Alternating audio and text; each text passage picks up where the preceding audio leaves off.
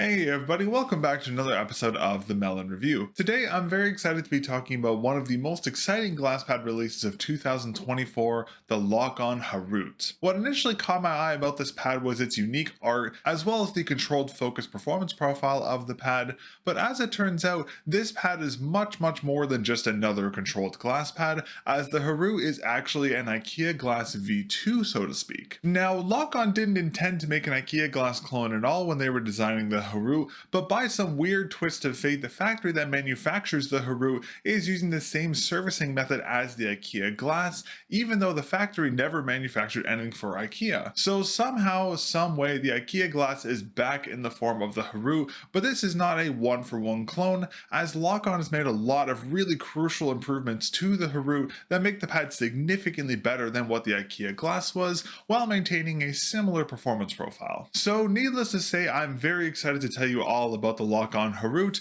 but before we get into it, I did want to say a big thank you to LockOn for sending over the HARUT for review, and as always, this video will be fully subtitled and timestamps will be available down in the video description, and if you enjoy the review, be sure to leave a like on this video and get subscribed. Now, before we dive in, for this review, I tested the HARUT for about 3 weeks, daily driving the pad for both work and gaming, and for skates I used during testing, I used the included extra pad Obsidian Air Dots, as well as the Obsidian Air Donuts and the Unusual Way Esports Silver Fox skates, and for sensitivity ranges, I tested the HARUT at around 40 to 50 cm per 360. Alright, let's talk in-game performance first. Since the HARUT is essentially an updated and improved IKEA Glass, all the things that made the IKEA Glass great are here on the HARUT, but the pad is thinner, better sized, and the IKEA Glass's balance control performance profile has been improved here on the HARUT. Generally speaking, when I use glass pads, I tend to stick to more tracking focused aiming, as the lack of control you commonly find on glass pads complements tracking aiming the best. I generally avoid playing more static reliant aiming games on glass pads, as due to the lack of control, being precise is quite difficult. But here on the HARUT, since the performance profile is similar to the IKEA Glasses, the HARUT feels very universal in terms of its usage. Over my testing, the HARUT performed fantastically across the board, and just like the IKEA Glass, the HARUT is especially good for static and flicking aiming. Compared to all the other glass pads I reviewed this year, the HARUT is the most consistent feeling glass pad I've used for static and flicking aiming by a significant margin. So I was able to play very static focused aim characters like Cassidy and Ash very effectively here on the HARUT, something I can't do on other glass pads. And my performance was shockingly close to how I'd perform on a fabric pad. And of course, since it's a glass pad, albeit a little more controlled than others, the HARUT also felt fantastic for tracking focused aiming, so my performance on Zarya and Soldier 76 was very consistent, again very similar to how I would perform on a fabric pad. So overall, the HARUT performed exceptionally well, and as I said earlier, it's the most consistent glass pad I've tested this year specifically for static and flicking aiming, and it feels just like the IKEA Glass did, just with a slight bit of added control. I'm very impressed with what LockOn has managed to pull off here with the HARUT. Neither I or LockOn themselves have any idea how the HARUT ended up being so close to the IKEA Glass, but seeing as that pad was accidentally created by IKEA, it's fitting that the pad would also be accidentally cloned too. Now, in terms of sizing, at launch there is only one size of the HARUT available, a 490 by 420 by 3mm sizing. I believe LockOn is considering experimenting with other sizing for their future launches, but as of now we just have the one size. For pricing, the HARUT is set to retail for $99 USD, but I'm recording this a couple weeks before the pad officially launches, so this price might change at launch. Next up, let's talk about the HARUT's unboxing experience. The HARUT comes in quite a nice packaging that shares the art of the pad itself, and on the back of the box, LockOn has also listed some of the specs for the pad, which is a nice attention to detail. Inside, the pad is surrounded by a decent amount of protective foam. The pad's top and bottom are protected by thicker, more aerated foam like the foam we saw come with the Ultra Glide and the Kazemi, while the sides of the pad are lined with a thicker, less aerated foam. There's not as much protective foam around the pad like what we'd see with a Glassworks pad, but there should be enough here to protect the HARUT from damage during shipping. Removing the foam, we have the pad itself, which is wrapped in a plastic wrapper that's pretty easy to remove from the pad. There are also some extra accessories included here in the form of a LockOn logo sticker, a sticker of the portal design that's on the pad, and a little welcome card, which is nice to see. There is also another included accessory in the form of a full set of XRPad Obsidian Air dot skates. Now, since my unit was a pre-production unit, mine didn't have them included, but all the retail packs will include a full set of 40 Obsidian Air dot skates in the box. I'm actually quite happy to see these skates included, as these are my personal favorite skates for glass pads, and they perfectly complement the Harut's performance profile. Now, in regards to the pad itself, the Harut has a full silicone base, and out of the box it has a protective film over it. This film is very easy to remove from the base, but the base has a very strong chemically rubber smell to it that's very pungent once the film has been removed. Because of this, I'd recommend opening the Harut outside or in a well-ventilated area, and I'd also recommend letting the base air out for an hour or so before you bring it inside, just to eliminate as much of this strong chemical smell as possible. Now, LockOn is aware of the base smell issues, and they do have a disclaimer on their website about this. They are also working with their factory to find some way to reduce the base's smell, but I wanted to mention this in case people missed the disclaimer on LockOn's site. We've seen other pads have similar smell issues before, so while this isn't the greatest thing to experience when unboxing a product, it's not the biggest deal in my opinion. Now, before I move on, I wanted to make a quick note about the included skates. The Obsidian Air skates are made out of hardened PTFE, and because of their hardened nature, they do have a slight working period for use on glass. Because of this, I'd recommend fully working in the skates to ensure they perform consistently on the Harut. You can do this by pressing your mouse down against the Harut's surface and make quick figure 8 motions for about 20 seconds. That should work in the skates and make them feel much slower and more controlled, which is how they're supposed to feel. If the skates for whatever reason still feel fast after you've done this process, you can repeat the process again once or twice more to further work in the skates, but once should be more than enough to work in the included air dots here on the Harut. Now, in regards to build quality and QC, the Harut out of the box feels fantastic. The surfacing is very well manufactured with no bumps or slow spots. The edges of the pad are similar to the edges we saw on the Ponage Ultra Glide, being a thinner, slightly rounded edge, but unlike those pads, the edges of the Harut have been coated with the same texture as the surface, so the edges of the pad aren't sticky like the Ultra Glide's edges were, which is a fantastic attention to detail. And lastly, the base, aside from the initial very strong chemically smell, does perform fantastically well, so much so that it's actually one of the best bases I've used on a glass pad this year, but I'll talk more about this later on in this video. Now, when it comes to the design of the Harut, this is without a doubt my favorite design I've seen on a glass pad this year. As someone who's not the biggest fan of all the caricature-focused designs we've seen dominate the market, the design here on the Harut is a breath of fresh air, and the pad looks absolutely fantastic in person. The Harut's portal design reminds me of the stained glass portals you'd find in Kingdom Hearts, just with an air of mystery about it, as the purpose of the portal is still a mystery. The pad's print quality is actually quite good, but unfortunately the pads are as heavily distorted by the thicker glass, as we've seen on pretty much every single glass pad out there. So while the pad does look fantastic, I do find myself wishing the art was clearer, but this is a pretty minimal nitpick, and overall the pad still looks fantastic. Alright, let's talk about the Harut surfacing next, as this is where the Harut gets very, very interesting. Most mouse pads you'll see on the market today have a micro-textured fine grit surfacing, similar to the texturing of a very fine grit sandpaper, but the Harut uses a very unique surface texturing that no other glass pad has used aside from the IKEA glass. To the hand, the Harut surfacing feels very similar to other glass pads, with a very minimal level of texturing, so it feels very smooth to the hand, but looking closer at the surfacing, you can see that instead of that sandpaper-like texturing you'd expect to find, the surface has a wrinkled, wavy, swirl-like design, similar in appearance to how Vincent van Gogh painted the clouds in his famous painting The Starry Night. This unique surfacing is why the IKEA glass and the Harut have such unique performance profiles that are unlike anything else on the market. Now, in terms of the Harut's frictions, measured using 8 of the included XRPad Obsidian Air dots, the strength of the initial dynamic and braking friction is around 4.5 out of 10, which is quite high for a glass pad.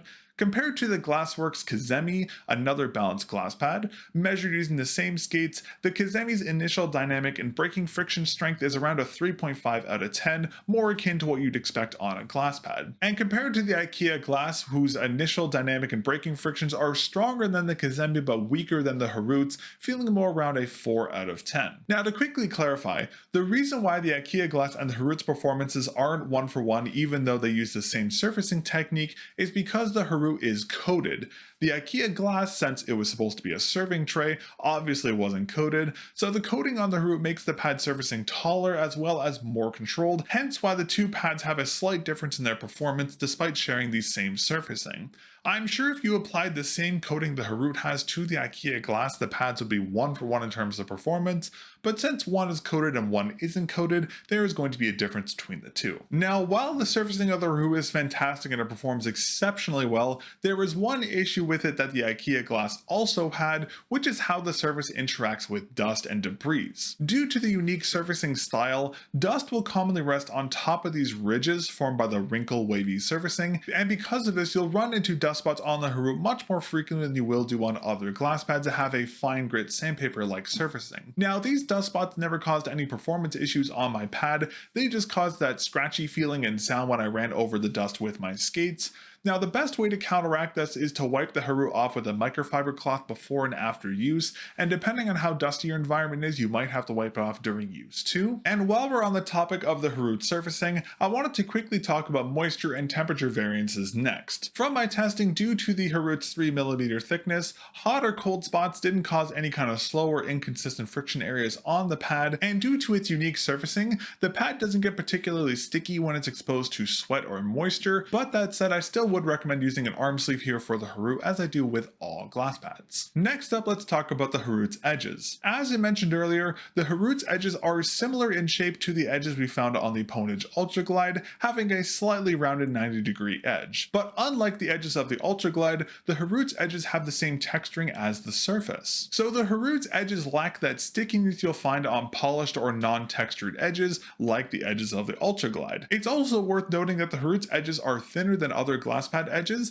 as the pad is only 3mm thick, so the shorter height combined with the texturing makes it very easy to move your arm up and down and across the edges of the Harut without experiencing any stickiness or unnecessary friction. Now, seeing as the Harut is a larger pad than the Ultra Glide and the IKEA glass, you won't be moving your arm up and down the edges of the pad as much as you will on smaller pads, so while the Harut's edges here are easy to move across, you likely won't even notice it due to the pad's larger sizing. Now, just like the IKEA glasses and the Harut's affinity to dust, another downside of the Harut surfacing is its audio feedback. Unlike pads like the Glassworks Kazemi, which has a surfacing that's designed to reduce audio feedback, just like the IKEA glass, the Harut has a pretty high degree of audio feedback when used with some skates. This is another reason why I'm very happy LockOn included the Obsidian Air dots, as they have that added layer of SMPF foam, so they significantly reduce the level of audio feedback you'll hear when using them on the Harut, as opposed to skates without a dampening layer. Now, to better explain what I mean here by this higher degree of audio feedback, I'll give you some comparisons between the Glassworks Kazemi and the Harut using a wide variety of skates, so you can kind of judge this level of audio feedback yourself.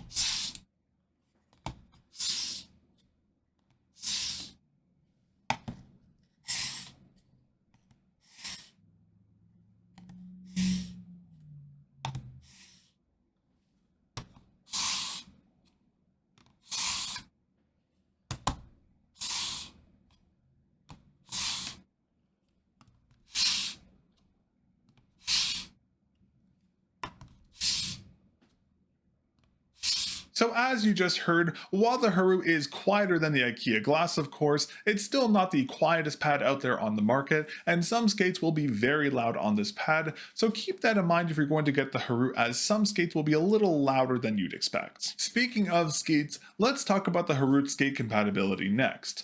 Since it's a glass pad, the pad will be pretty compatible with most skate types, but there are some exceptions. In terms of skate shapes, dots, donuts, speed stocks, and full size stock skates are usable here on the Harut.